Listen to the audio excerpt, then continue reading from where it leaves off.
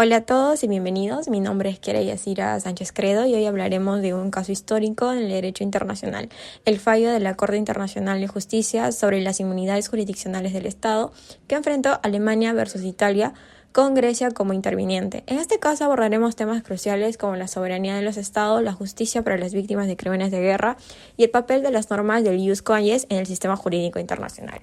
Entonces, ¿qué es el ius cogens? Estas son normas fundamentales e imperativas del derecho internacional, de las cuales ningún estado puede desligarse, como la prohibición de la tortura y el genocidio.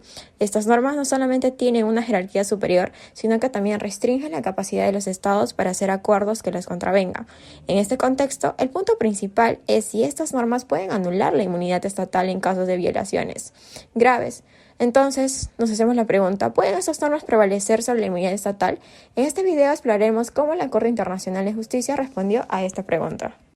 Antecedentes del caso. Entre junio de 1940 y septiembre de 1943, Italia participó en la Segunda Guerra Mundial aliada con Alemania. Sin embargo, posteriormente se rindió a los aliados y declaró la guerra a Alemania.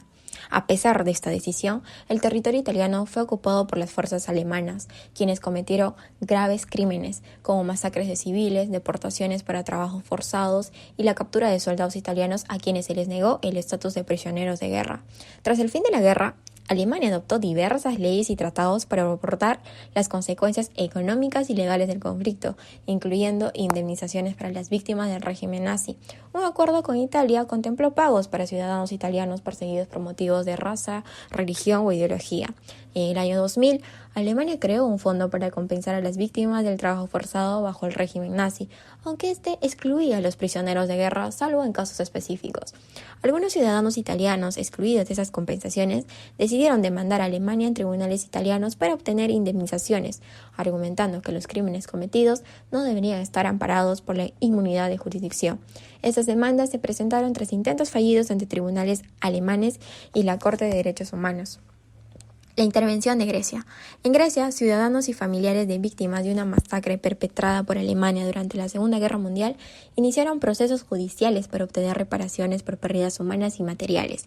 Aunque obtuvieron sentencias favorables en tribunales griegos, estas no pudieron ejecutarse debido a la falta de autorización del Ministerio de Justicia griego, requerida por la legislación local. Ante esta situación, los demandantes buscaron ejecutar dichas sentencias en tribunales italianos. Estos tribunales aceptaron la petición y ordenaron la imposición de una hipoteca judicial sobre un bien inmueble de propiedad de Alemania en territorio italiano. En respuesta, Alemania llevó el caso ante la Corte Internacional de Justicia el 23 de diciembre del 2008, argumentando la violación de su inmunidad soberana. Grecia, basándose en el artículo 62 del Estatuto de la Corte Internacional de Justicia, solicitó intervenir en el caso sin asumir la calidad de parte, alegando que la decisión de la Corte sería crucial para el marco legal griego y orientaría a sus tribunales en casos similares o pendientes de resolución. En el artículo 62, inciso 1 del Estatuto, permite esta intervención si un Estado considera que un interés jurídico propio podría verse afectado por la decisión del litigio. Posturas de las partes del caso. Argumento de Italia. Italia argumentó ante la Corte Internacional de Justicia que el derecho internacional consuetudinario había evolucionado hasta permitir la negación de inmunidad de jurisdicción a los estados en casos relacionados con actos que causaran muertes, daños personales o a la propiedad dentro del territorio del estado donde se presentaron los casos. Esto aplicaba incluso si los actos en cuestión eran considerados ius imperi.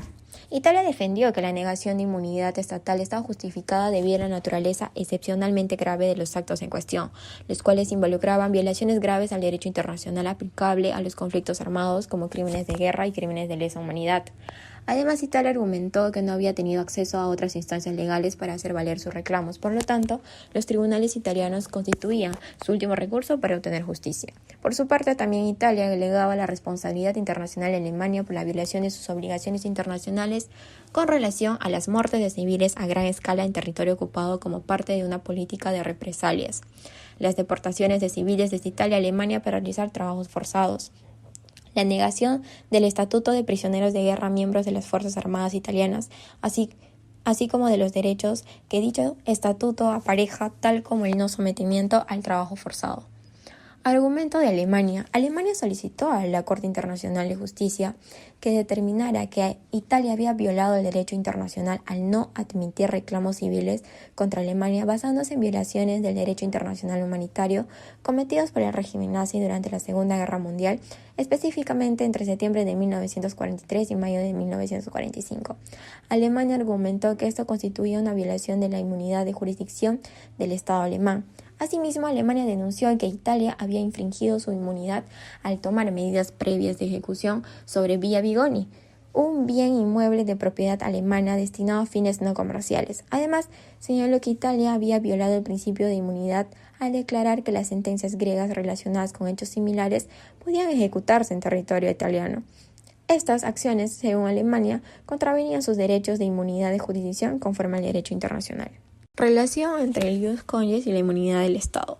La Corte analizó aspectos claves. ¿Podrían los tribunales italianos juzgar a Alemania por estos actos? La naturaleza del ius cogens de las normas violadas anulaba la inmunidad estatal. El argumento de Italia. Italia sostenía que la norma del ius cogens, como la prohibición de crímenes de guerra y lesa humanidad, prevalecen sobre cualquier otra norma de derecho internacional. Según Italia, dado que la inmunidad del Estado no es una norma del ius cogens, debería ser superada por estas normas en casos relacionados con violaciones graves de derechos humanos. Respuesta de la Corte. La Corte opina que no hay un conflicto entre una norma o normas del ius cogens y la regla de derecho constitucional que obliga a un Estado a conceder inmunidad a otro, suponiendo para este propósito que las normas del derecho aplicable a los conflictos armados que prohíben la matanza de civiles en territorio ocupado, las deportaciones de habitantes civiles o de prisioneros de guerra para someterlos a trabajos forzados son normas del ius cogens. La Corte estima que no hay conflicto entre estas reglas y las normas sobre inmunidad del Estado. Los dos conjuntos de reglas se aplican a cuestiones diferentes. Las reglas de la inmunidad del Estado son de carácter procesal y están limitadas a determinar si los tribunales de un Estado pueden o no ejercer su competencia respecto de otro. No se aplican a la cuestión de saber si la conducta respecto a la cual se incoan las actuaciones judiciales fue lícita o ilícita. Por esta razón, la aplicación del derecho contemporáneo de la inmunidad del Estado a las actuaciones judiciales relativas a acontecimientos que sucedieron en 1943 y 1945 no vulneran el principio de la ley, no debe aplicarse retroactivamente para determinar las cuestiones de legalidad y responsabilidad.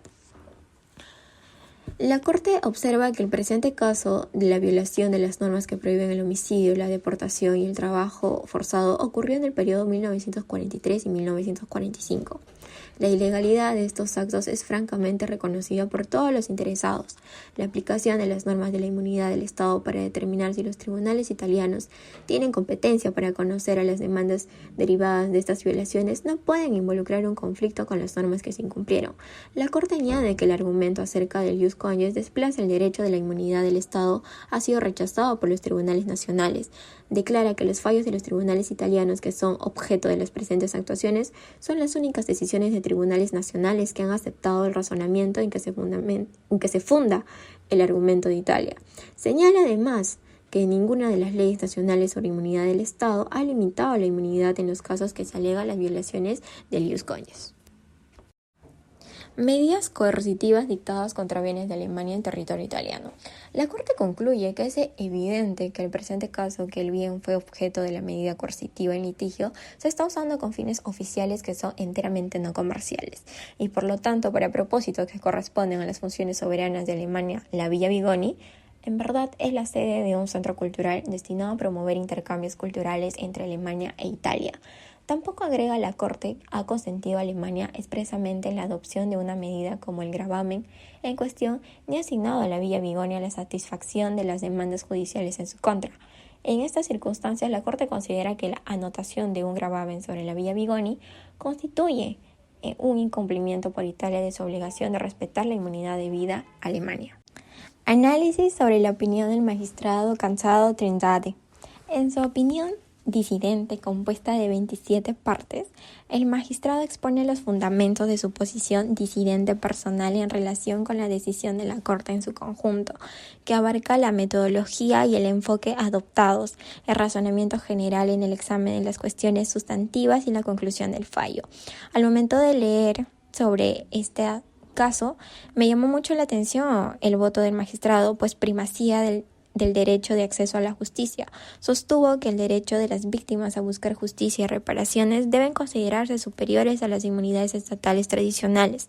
Argumentó que los estándares no pueden renunciarse a los derechos inherentes a los seres humanos, lo que implica que las víctimas deben tener acceso a mecanismos judiciales efectivos. El magistrado también menciona sobre las normas del ius cogens, que está por encima de la prerrogativa o el privilegio de la inmunidad del Estado, con todas las consecuencias de que ellos se deriven, evitando así la negación de justicia y la impunidad.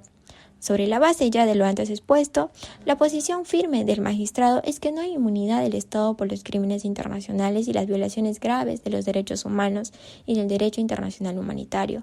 En su opinión, esto es lo que la Corte Internacional de Justicia debiera haber decidido en el presente fallo. En conclusión, me gustaría mencionar que en el caso de Alemania versus Italia resalta la complejidad del derecho internacional al abordar temas como la inmunidad estatal y las normas del ius cogens. Aunque la Corte Internacional de Justicia dio prioridad a la inmunidad estatal, es evidente que este principio no siempre satisface las demandas de justicia de las víctimas. En este caso, pues nos hacemos la pregunta en cuestión: ¿hasta qué punto debe prevalecer la soberanía de los estados cuando se trata de violaciones graves de derechos humanos? Es esencial continuar reflexionando sobre cómo puede evolucionar el derecho internacional para encontrar un equilibrio justo entre la soberanía estatal y la protección de los derechos fundamentales. Gracias.